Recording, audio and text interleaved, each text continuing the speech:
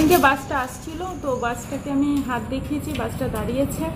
তো সেই মুহূর্তে আমি আমার ছেলেকে নিয়ে আমি বাসে উঠতে গেছি। সেই সময় কন্ডাক্টর বা ড্রাইভারকে বললো যে ওরা যাবে না, এরকম বলে বাসটা চলে গেল। মানে আপনাকে না, আমাকে বাসে চাপায়নি। কোথা থেকে আসছিলেন আপনি? আমি পানাগড় থেকে আসছিলাম। কি মিনি বাস ছিল? হ্যাঁ। তারপর আপনি কোথায় জানিয়েছিলেন? আমি তারপরে স্যারকেই বলেছি। হ্যাঁ। কারা এসেছিল আজকে আপনার কাছে? কারা এসেছিলেন?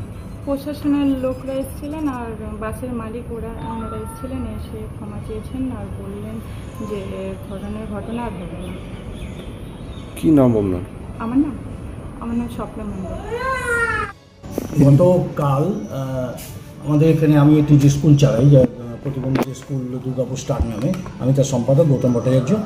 গতকাল একজন মা যে বানাগড় থেকে আসে একটি তার সিলভার পলসি ছেলেকে নিয়ে, কষ্ট করেই আসে, সে বাসেই আসে, সরি ঘটনা পরশু দিন।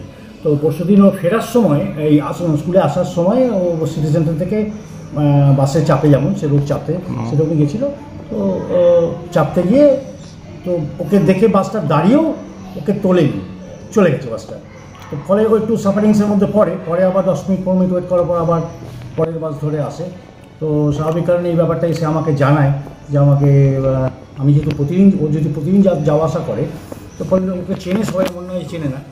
এবার এটা সামনে আসার পর আমি জানাই, একটু সোশ্যাল মিডিয়াতেও জানাই, আমার পরিচিত মানুষজনদের কাছেও জানাই, তারা ব্যাপারটা নিয়ে একটু আলোচনা করে এবং জিনিসটা নিয়ে উপরতলায় যাদের কাছে যাওয়ায় মৌখিকভাবে তাদের কাছে পৌঁছেছে। তো আজকে সবাই বাস সংগঠনের কর্তৃপক্ষের লোক এবং আমাদের উত্তম মুখার্জি বাবু উনি এআরটিও, এরা সবাই এসেছিলেন আমার সঙ্গে কথা বলতে। আমরা ওনারা অত্যন্ত আন্তরিক এবং মানবিকভাবে আমাদের সাথে কথা বলেছেন, বলছেন ভবিষ্যতে এই ধরনের ঘটনা আর ঘটবে বলে মনে হয় না, হবেও না, আমরা প্রত্যাশা করি। তাই আমরাও সেই অর্থে বিরাট অভিযোগ জানিয়েছি নয়, একটা সামান্য আমরা আবেদন করেছিলাম যেন এই ঘটনাগুলো বাচ্চাদের মায়েদের সঙ্গে না হয়। আজকে ওনারা সমাধান করেছেন এবং বলে গেছেন, আশা দিয়ে গেছেন যে এই ঘটনা ভবিষ্যতে কোনোদিন হবে না। আপনার নাম? আমার নাম গৌতম ভট্টাচার্য, আমি দুর্গাপুর স্টারের প্রতিষ্ঠাতা সম্পাদক। ঠিক আছে।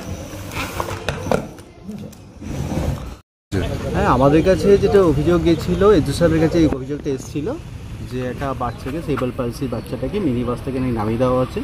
তো সেটার ব্যাপারে এজু সাহেবের নির্দেশ মতোই আমরা এখানে এসেছিলাম, ওরা ব্যাপারটা জানলাম। এবং সেক্ষেত্রে মিনি বাসের যারা মালিক এবং ওই বাসের যিনি মালিক তিনি এসছেন, তিনি এখানে ক্ষমা চাইলেন এখানে। এবং সব থেকে বড়ো কথা হচ্ছে তার সাথে আমরা এই ভবিষ্যতে ব্যাপারটা হবে না, এটা আমরা একটা মানে অঙ্গীকার করেই যাচ্ছি। হ্যাঁ, এবং এটাই হচ্ছে আমাদের বলা। স্যার আপনার নামটা? আমার নাম দেবাশিস ঘোষ, এআরটিও।